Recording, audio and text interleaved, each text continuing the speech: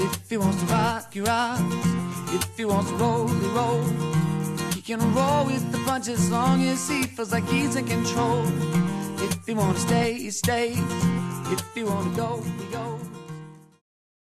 Has this always been your dream, or has this, has it changed over the years? Well, yeah, I mean, it was always one of the things I really wanted to do. I was always really interested in music and then also in film, and I wasn't sure which one I was going to go into, and then when I graduated from college, I just decided I really needed to concentrate on one, so I'm doing this, and Yeah. it's been a lot of work, but it's been really gratifying, too.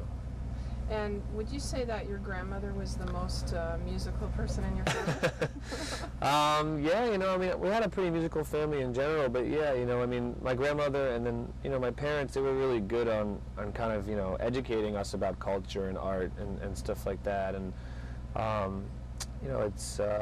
it's something that I didn't realize that not everybody is kind of exposed to, when they're young. Mm-hmm. So I feel like I was lucky in that way.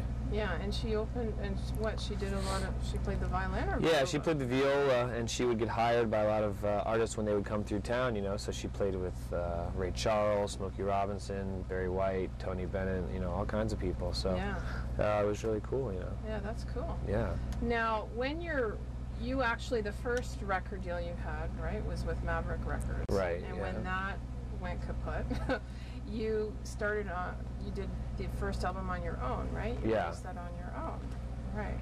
So what do you think got you through the tough times? I really thought the Maverick Records was the break that I was waiting for, and that it was finally going to start happening, and to have kind of the rug get pulled out from underneath me was really deflating.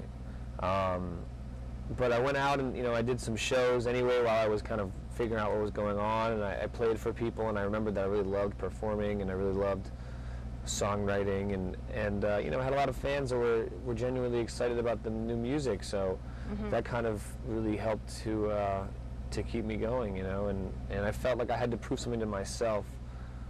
I couldn't go and just get a day job because I would spend the rest of my life kind of wondering, well, what if? But I felt like if I at least made the album, gave it one more try, then I could kind of go back and be like, well, I gave it the best I could, Yeah. So what did you really learn about yourself going through that experience?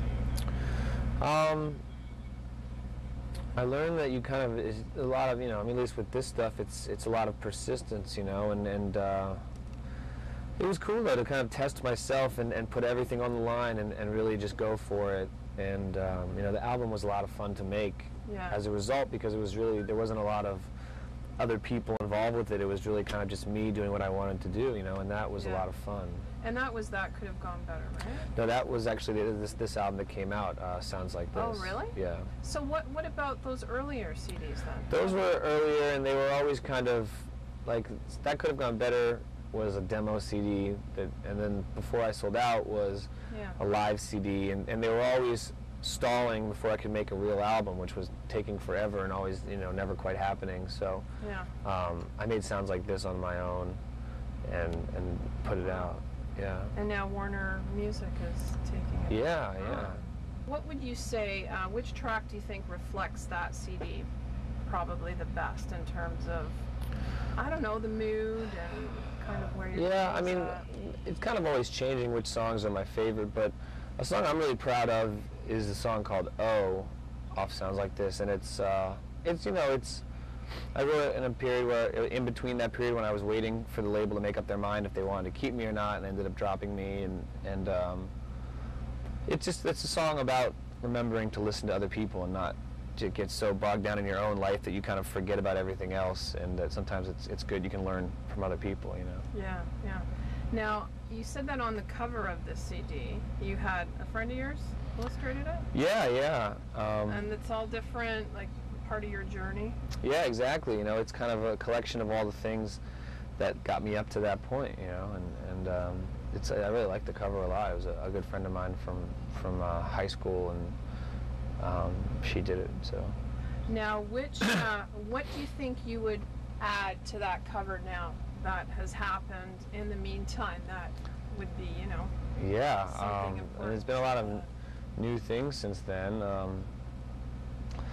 I don't know, I think it's gotten bigger and bigger, that we have a tour bus now, and just played all over the place. I'm going to Japan next year and to Europe and stuff, and we're in Canada now, and it's just the scope of everything is just getting larger, and it's cool. This year, I think one of the highlights definitely was when we played the Tonight Show with Jay Leno. We did that about 2 months ago, and that was a lot of fun, and it really felt like a moment where I was just trying to take a big mental picture of everything, and it was just it felt like it was a great moment that nobody could ever take away from me. Did you feel like that was a major milestone? Yeah, it did. It felt like a milestone being there and rehearsing and meeting Jay Leno, and it felt like we'd somehow hit some kind of benchmark at that point.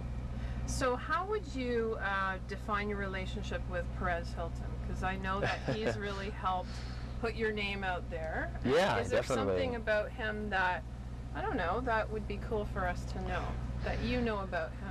I mean, we've gotten to be friends, so he's been really supportive of my album. I mean, the main thing I think people don't understand is that he really is a genuine music fan, and he's just, I've done a couple of concerts that he's put on, and he just loves music, and he stands on the side of the stage and watches 6 hours straight and doesn't, schmooze with everybody. He just likes the music, and he's a really smart guy, and he's always thinking ahead, and he's, he's got a lot of plans. He's very ambitious. Yeah. Yeah. I think that you think in songs, like your emotions come in songs a lot, or? I'm just always on the lookout for ideas for songs or ways to approach, I think there's a lot of interesting areas of life that don't get talked about in songs a lot of sort of the details of life. Yeah. And I kind of like to take those details and blow them up and kind of examine them a little more. But yeah, I'm always on the lookout for when someone says a sentence in normal life that sounds poetic or interesting, or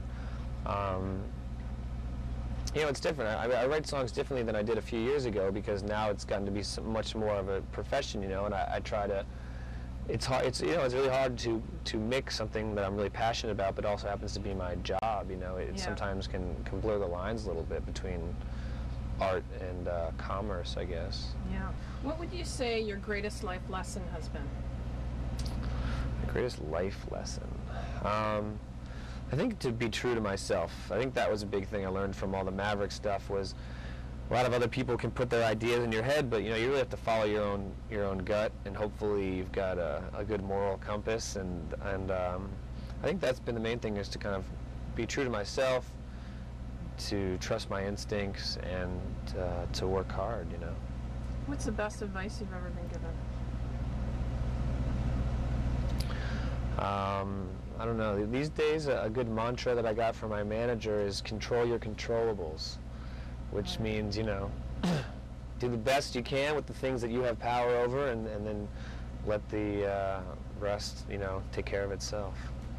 Now, Stir Magazine deals with the art of living. How would you define the art of living? Yeah, to me, the art of living is, it's about enjoying everything, I think that's something that people don't do enough, is celebrating every day and finding a way to, really enjoy life, and whether that's, eating good food or being around people you love, I think, I personally think that the art of living is really important for me. It's good fuel for songwriting. I'm a big believer you have to actually go out and have some life take place before you can make art. Yeah.